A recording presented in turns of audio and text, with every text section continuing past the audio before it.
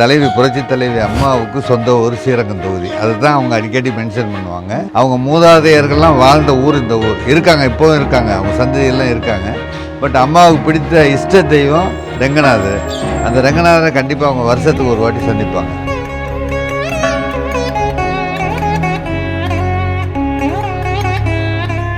முதல்ல ரங்கநாதருக்கு அவங்க தான் இந்த புஷ்காட், இந்த வண்டியில் போகிறாங்க பார்த்தீங்களா, பேட்டரி கார், இந்த கார் அவங்க தான் வழங்கினாங்க. அப்போல்லாம் எவ்வளோ சீனியர் லீடர்ஸ்லாம் இருக்காங்க.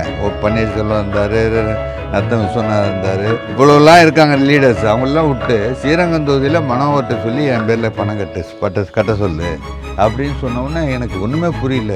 வாழ்க்கையில் இவ்வளோ பெரிய பாக்கியம் யாருக்கும் கிடைக்காதுன்ட்டு அம்மா பேரில் கட்டினேன். 40 வருஷமாக அரசியல் பண்ணிகிட்டு இருக்கோம். நம்ம இவ்வளோ நாள் கஷ்டப்படுறத ஒரு இடத்துக்கு ஒரு நிலைக்கு வரணுங்கிறதுக்கு தான். பட் அம்மாவே கூப்பிட்டு நில்லுங்கன்னு சொல்கிறப்ப நம்ம ஏன் அதை தவிர்க்கணும் அப்படின்ட்டு யோசிச்சுட்டு இருக்கிறப்போ பூங்குன்றன் திருப்பி அம்மா உங்களை கண்டிப்பாக நிற்கணும்னு சொல்லிட்டாங்க, அதனால் நீங்கள் போய் கிழக்கில் பணம் கட்டிடுங்கன்னு சொன்னோன்னே அப்புறம் கிழக்குக்கு பணம் கட்டுறேன். அப்போ நான் கிழக்கில் நின்று அம்மா இங்கே நின்னாங்க. ஃபஸ்ட்டு அம்மாவுக்காக இங்கே இப்போ அவங்களுக்கு ஏற்பாடெல்லாம் பண்ணி இவங்க பிரச்சாரத்துக்கு வந்தாங்க. 2 நாள் பிரச்சாரம் பண்ணாங்க. எனக்காக 2 நாள் கிழக்கு தொகுதியில் பிரச்சாரம் பண்ணாங்க. நான் என்ன ஜெயிக்க வைக்கணுங்கிறதுக்க. உண்மையிலே இதெல்லாம் மறக்க முடியாத விஷயம்.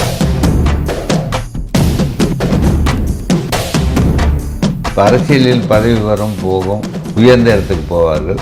அப்பொழுது ஒரு மாதிரியும் பதவி இல்லாதப்போ ஒரு மாதிரியெல்லாம் நான் இருக்க மாட்டேன். எப்போவும் ஒரே மாதிரி தான் இருப்பேன். அதே மாதிரி நான் பதவியில் இருக்கிற காலத்தில் என்னால் முடிஞ்ச வரைக்கும் உதவிகள் செய்வேன். கட்சி ரீதியாக, அரசு ரீதியாக என்ன செய்ய முடியுமோ அதை செய்வேன். அதனால் எல்லோரும் என்ன விரும்புவாங்க.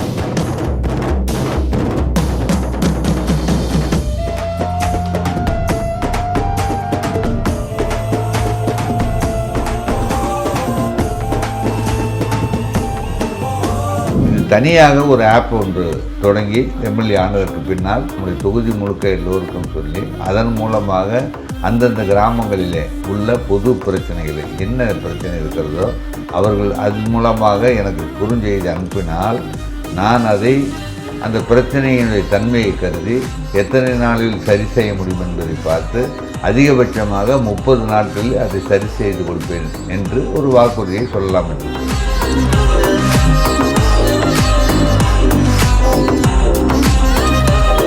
வணக்கம், நான் அஜய் சக்தி. அம்மா அப்படின்னு எல்லாரும் அழைக்கக்கூடிய மேடம் ஜெயலலிதா அவர்கள் நின்று ஜெயித்த இந்த தொகுதி, அதனால் அவங்களுடைய அடையாளம், மக்களினுடைய எதிர்பார்ப்பு, அரசியல் மாற்றம், இந்த மூன்றும் சந்திக்கக்கூடிய ஒரு தொகுதி இது.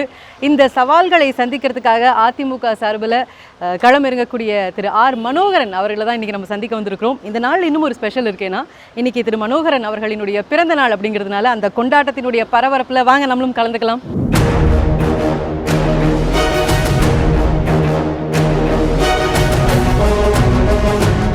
வணக்கம், பிறந்தநாள் வாழ்த்துக்கள். நன்றிமா, நன்றிமா. எப்படி இருக்கீங்க? நல்லா இருக்கமா, நல்லா இருக்கு. ரொம்ப ஒரு முக்கியமான ஒரு நாள்ல நான் உங்களை சந்திக்கிறேங்கிறது எனக்கு ரொம்ப ரொம்ப மகிழ்ச்சி. எனக்கு மகிழ்ச்சிமா. உங்களுடைய இந்த பிறந்தநாள் கொண்டாட்டம் எப்படி தூங்குது சார்? என்னென்ன பிளான்ஸ் இருக்கு இன்னைக்கு? தேர்தலில் வேட்பாளராக நிற்கிறேன். புரட்சி தலைவி அம்மா அவர்கள் போட்டியிட்ட ஸ்ரீரங்கம் சட்டமன்ற தொகுதியுடைய வேட்பாளராக அண்ணன் எடப்பாடியார் என்னை அறிவிச்சிருக்காங்க. நான் அந்த தேர்தல் பணியில் ஈடுபட்டிருக்கிறப்ப இன்றைக்கி பிறந்தநாள் வந்துருச்சு. அதனால் காலையிலேருந்து நம்முடைய கட்சியினுடைய தோழர்கள் என்னை பார்த்து வாழ்த்து சொல்லிகிட்டு இருக்காங்க. அவங்களையெல்லாம் சந்திச்சுட்டு அடுத்தபடியாக தொகுதிக்குள்ளே போய் மக்களை சந்தித்து வாக்கு கேட்குற பணிகளில் ஈடுபட போகிறேன். உங்களுடைய ஒரு நாள் முக்கியமாக அதுவும் இந்த மாதிரியான நாட்களில் கோவில்ல இருந்து உங்களுடைய நாள் ஆரம்பிப்பீங்க அப்படின்னு நாங்கள் நிச்சயமாக இப்போ ரங்கநாதர் கோயிலுக்கு தான் போயிட்டுருக்கேன்.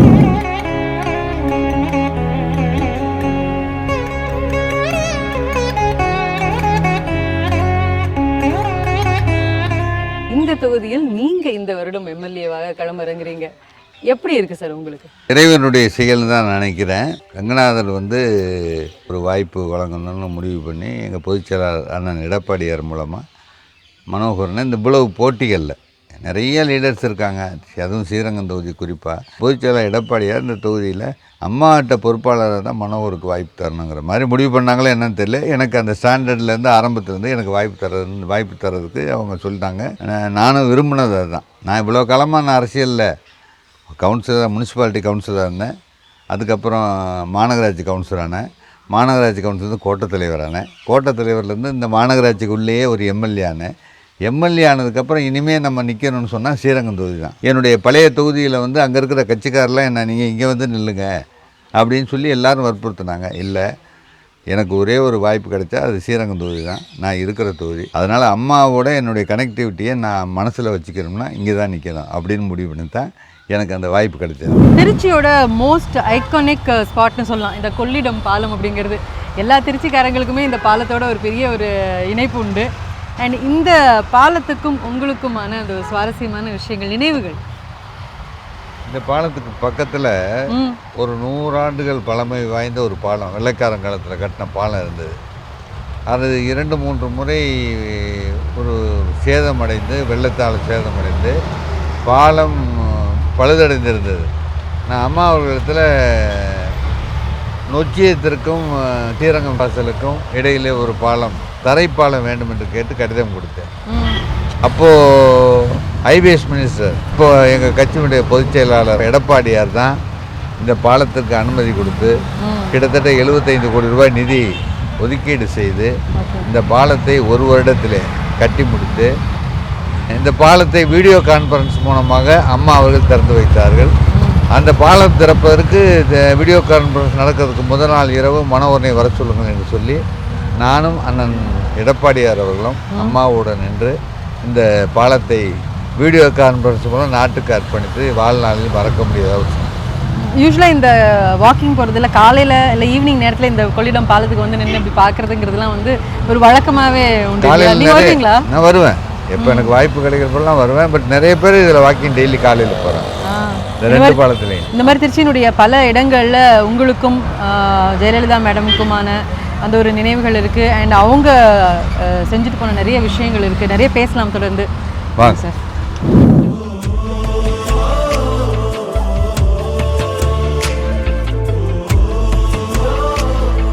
மேடம், ஜெயலலிதா அவர்கள் நின்று ஜெயித்த ஒரு தொகுதி ஸ்ரீரங்கம் அப்படிங்கிறதுனால ரொம்ப ஒரு முக்கியமான ஒரு விஐபி தொகுதியாக பார்க்கப்படக்கூடிய ஒரு தொகுதி.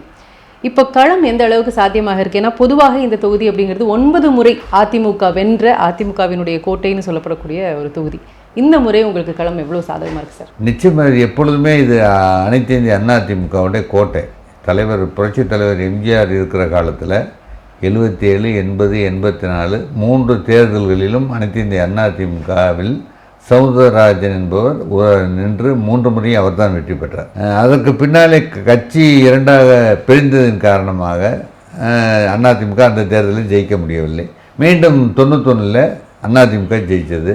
அதற்கு பின்னால் 96 அந்த வாய்ப்பு சில காரணங்களால் கை நழுவி போனது. 2001, 2006, 2011, 2016 போன்ற 4 தேர்தலிலும் அனைத்து இந்திய அதிமுக வெற்றி பெற்றது.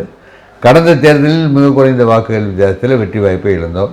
நிச்சயமாக எப்பொழுதும் அனைத்து இந்திய அதிமுகவிற்கு சாதகமாக இருக்கின்ற தொகுதியான இந்த ஸ்ரீரங்கம் சட்டமன்ற தொகுதியில் இந்த முறை மக்களுடைய எழுச்சி என்னை வெற்றி பெற வைக்கும் என்று நான் நம்புகிறேன். நாங்கள் பார்த்தோம் உங்கள் கூட இன்றைக்கி இந்த நாள் முழுக்க உங்களோட பயணப்படும்போது நிறைய பேர் மக்கள் எல்லாமே உங்ககிட்ட எந்த ஒரு தயக்கமும் இல்லாமல் ஈஸியாக வந்து பேச முடிஞ்சது. அவங்ககிட்டே நீங்கள் நல்லா விசாரிச்சிங்க, அது அவங்களுடைய ஃபேமிலி மெம்பர் மாதிரி. இப்போ இந்த அளவுக்கு பரிச்சயமான ஒரு ஆள் இந்த தொகுதியில் இந்த முறை நிற்க வைக்கிறது அப்படிங்கிறது, போன முறை நாம் விட்ட விஷயங்களை எல்லாம் சரி பண்ணுங்கிறத இபிஎஸ் அவர்கள் எடுத்த முடிவா? உங்களுக்கு இது எப்படி அதை அவர் உங்களுக்கு கூப்பிட்டு சொன்னார்? இல்லை, பொதுவாக என்னுடைய குணாதிசயம் என்னன்னு கேட்டிங்கன்னா, கீழ்மட்டத்தில் இருக்கிறவங்களோட அனுசரித்து அவங்களோட ஒருவனாக நான் பழகி இருந்திருக்கிறேன். அந்த வகையில் எனக்கு ஈஸி அப்ரோச், அவங்களோட ஈஸியாக நான் பழகுவேன். அவர்களும் ஈஸியாக என்னிடத்தில் பேசுவார்கள். என்னை திட்டுவதாக இருந்தால் கூட நேரடியாக என்னிடத்தில் நேராக திட்டுவார்கள். பாராட்டுவதாக இருந்தால் நேரடியாகத்தான் என்னிடத்தில் பாராட்டுவார்கள். 3ஆம் மனிதத்தில் சொல்லி பாராட்டக்கூடிய விஷயங்களுக்கு நான் இடம் கொடுக்க மாட்டேன். நீங்கள் அம்மா பார்த்து மோல்ட் பண்ணப்பட்டவர் அப்படின்னு சொல்லலாம். ஏன்னா பலமுறை உங்களுக்கு அம்மாவே நிறைய வாய்ப்புகள் கொடுத்துருக்காங்க. தலைமை கொறடாவை ஆக்கின வரைக்கும், அவர் கவுன்சிலிருந்து கொறடா ஆன வரைக்குமான அந்த பயணம் அப்படிங்கிறது அம்மா உங்களுக்கு பலமுறை உங்களுக்கு நிறைய வாய்ப்புகள் கொடுத்துருக்குறாங்க. இந்த முறை அவங்க நின்ற தொகுதியில் நீங்கள் நிற்கிறீங்க. அவங்களுடைய லெகசியை நீங்கள் முன்னெடுத்து செல்லணும். இப்போ என்னென்ன உங்களுடைய பலமாக நீங்கள் பார்க்குறீங்க? அம்மா அவர்கள் 84 கட்சியினுடைய குழுவிற்கு செயலராக புரட்சித் தலைவர் எம்ஜிஆர் நியமனம் செய்தார். அதிலிருந்து நான் அவரை பின்தொடர்ந்து வருகிற அரசியல் ரீதியாக. 88 புரட்சித் தலைவர் எம்ஜிஆர் இறந்ததற்கு பின்னால் கட்சியினுடைய பொதுச் செயலாளராக போட்டி வருகிறது. அதில் ஜா அணி ஜெய என்று பெறுகிறது. நான் அம்மாவுடைய பக்கத்தில் ஜெய அணியில் இருந்தேன். 88, 89. 88 அம்மா அவர்கள் டூர் வருகிறார். தமிழ்நாடு முழுக்க வேன் மூலமாக பிரச்சாரம் செய்ய வருகிறார்கள். அப்பொழுது ஸ்ரீரங்கத்திற்கு வரும்போது அந்த சித்திரை வீதியிலே மேடை அமைத்து அம்மா அவர்களுக்கு ஒரு வரவேற்பு நான் கொடுத்தேன். அந்த வரவேற்பில் தான் அம்மாவுக்கு நான் ஸ்ரீரங்கம் ரங்கநாதர் படத்தை அம்மா அவர்களுக்கு வழங்கினேன். ஓ,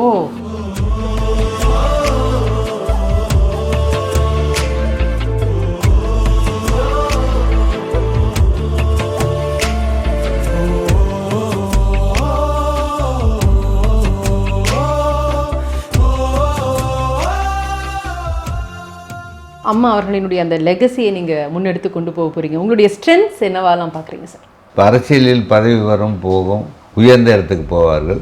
அப்பொழுது ஒரு மாதிரியும் பதவி இல்லாதப்போ ஒரு மாதிரியெல்லாம் நான் இருக்க மாட்டேன். எப்போவும் ஒரே மாதிரி தான் இருப்பேன். அதே மாதிரி நான் பதவியில் இருக்கிற காலத்தில் என்னால் முடிந்த வரைக்கும் உதவிகள் செய்வேன். கட்சி ரீதியாக அரசு ரீதியாக என்ன செய்ய முடியுமோ அதை செய்வேன். அதனால் எல்லோரும் என்னை விரும்புகிறாங்க. இப்போது 2026 அதிமுகவினுடைய மேனிஃபெஸ்டோ அப்படிங்கிறது, தேர்தல் அறிவிப்புகள் அப்படிங்கிறது, நீங்கள் களத்துக்கு போகும்போது மக்கள்கிட்ட எந்த அளவுக்கு அது ரிசீவ் பண்ணப்பட்டிருக்கு?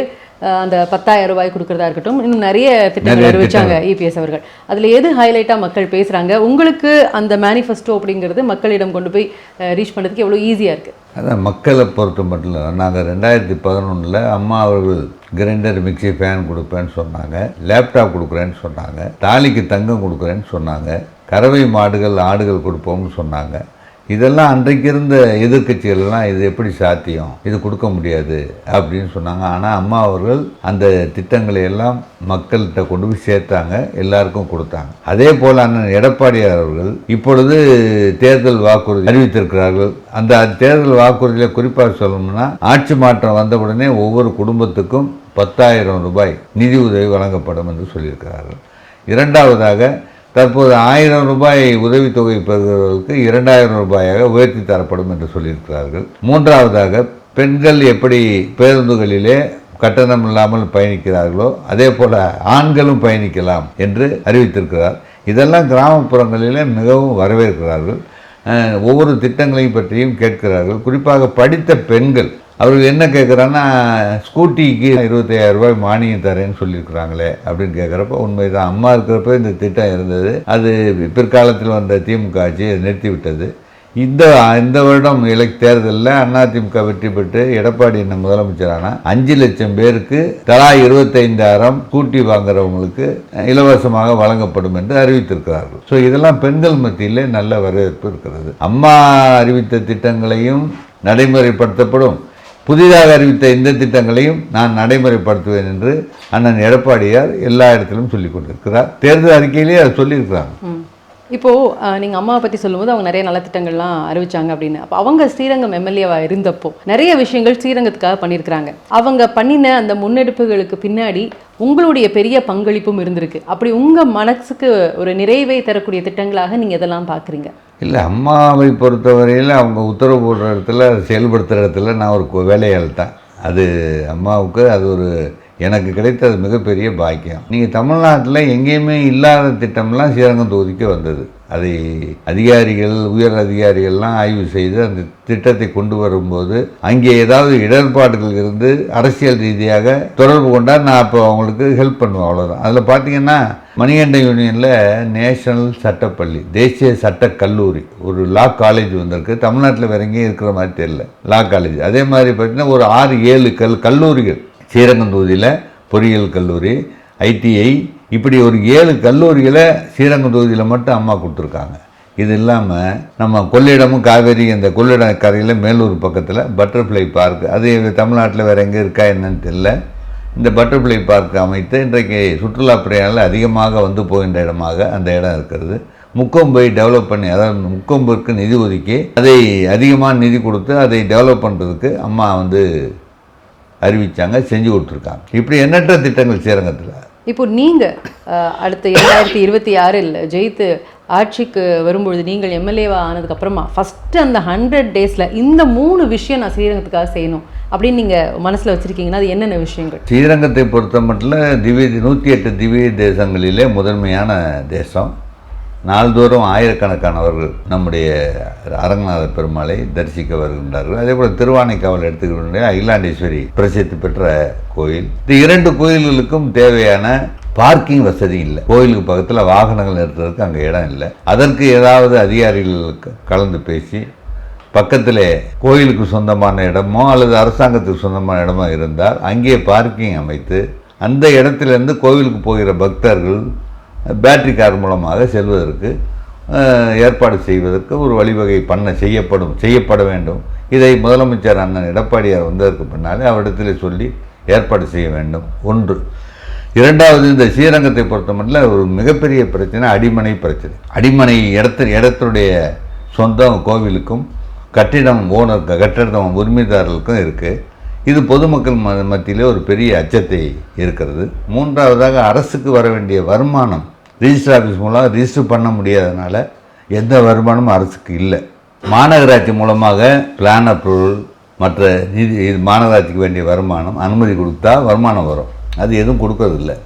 ஸோ இந்த மாதிரி பிரச்சனைகளுக்கு முதலமைச்சருடைய கவனத்திற்கு கொண்டு போய் அதை தீர்ப்பதற்கு உரிய நடவடிக்கைகளை எடுப்பேன்.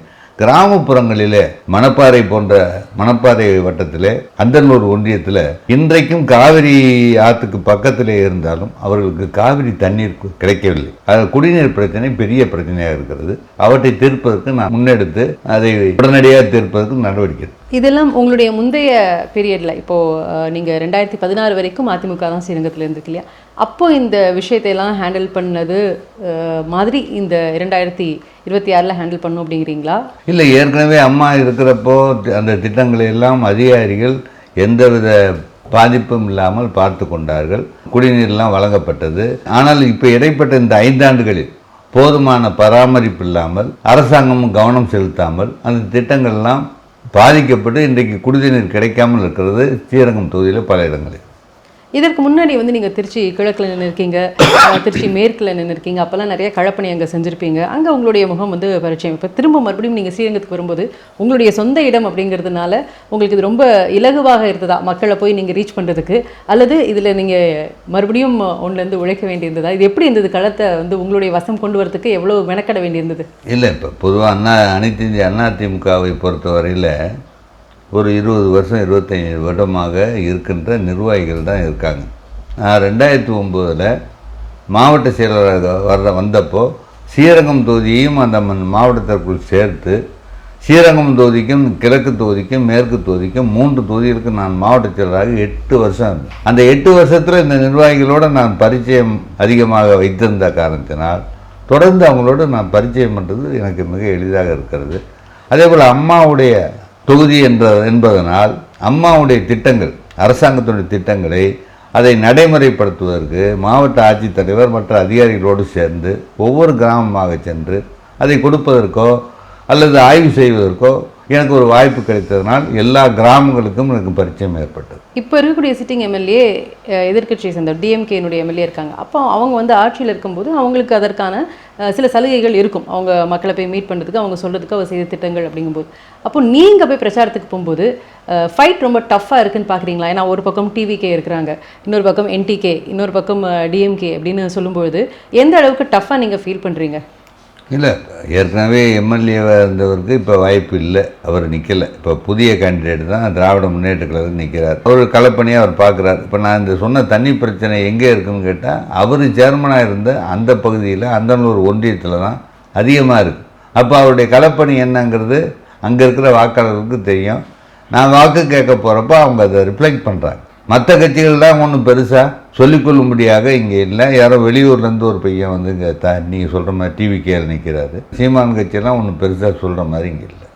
அதனால் உங்களுக்கு அதிமுகவுக்கு இது ரொம்ப சாதகமான சாங்கான தொகுதி. இன்னைக்கு திரு விஜய் அவர்கள் திருச்சிக்கு பரப்புரைக்கு வந்தப்போ கூட ரொம்ப கடுமையான ஒரு கூட்டம் அவர் போகக்கூடிய இடங்கள் எல்லாமே நிறைய கூட்டம் இருக்குது.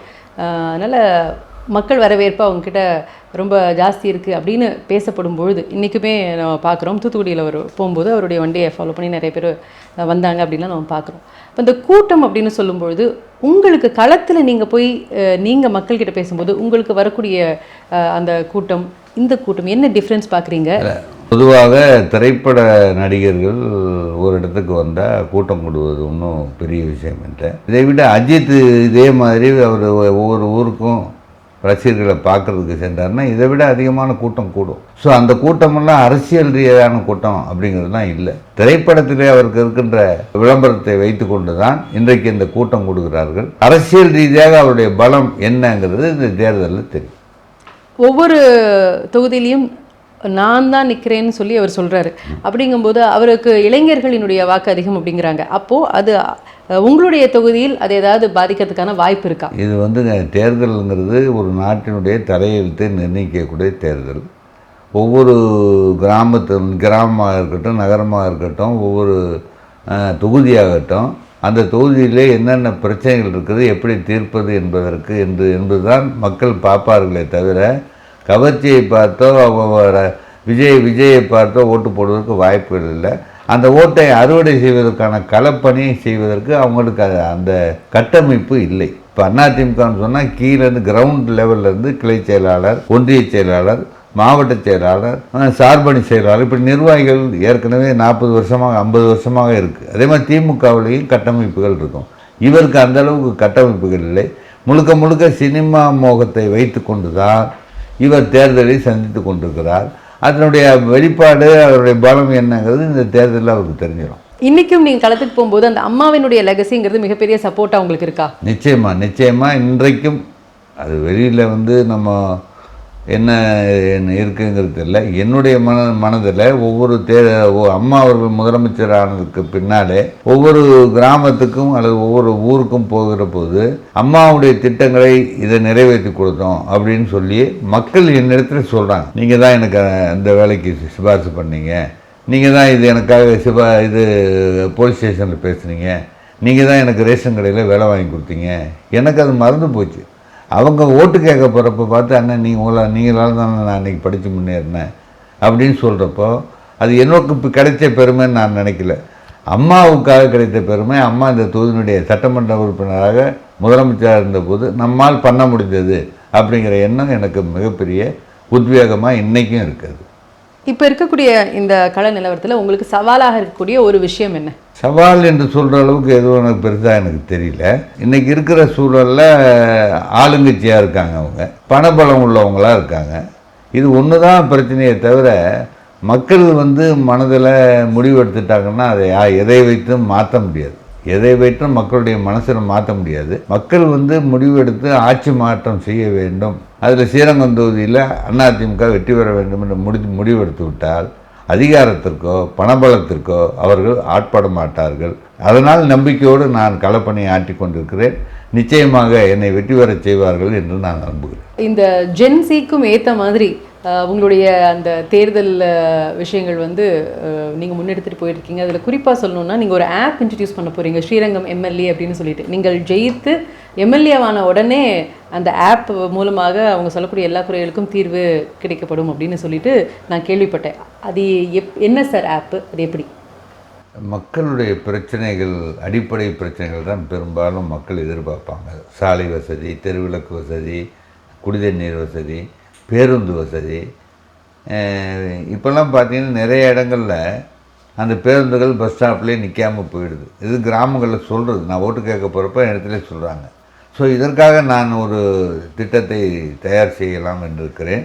எம்எல்ஏ ஆனதற்கு பின்னால் ஒரு தனியாக ஒரு ஆப் ஒன்றை தொடங்கி நம்முடைய தொகுதி முழுக்க எல்லோருக்கும் சொல்லி, அதன் மூலமாக அந்தந்த கிராமங்களிலே உள்ள பொது பிரச்சனைகளை, என்ன பிரச்சனை இருக்கிறதோ அவர்கள் அது மூலமாக எனக்கு குறுஞ்செய்தி அனுப்பினால் நான் அதை அந்த பிரச்சனையினுடைய தன்மையை கருதி எத்தனை நாளில் சரி செய்ய முடியும் என்பதை பார்த்து அதிகபட்சமாக 30 நாட்களில் அதை சரி செய்து கொடுப்பேன் என்று ஒரு வாக்குறுதியை சொல்லலாம் என்று இருக்கிறேன். ஹைலைட்டான விஷயமா இருக்கும் நீங்கள் பரப்புரைக்கு போகும்போது இது. ஏன்னா இன்றைக்கி எல்லாமே மொபைல் ஃபோனில் வந்துருச்சு.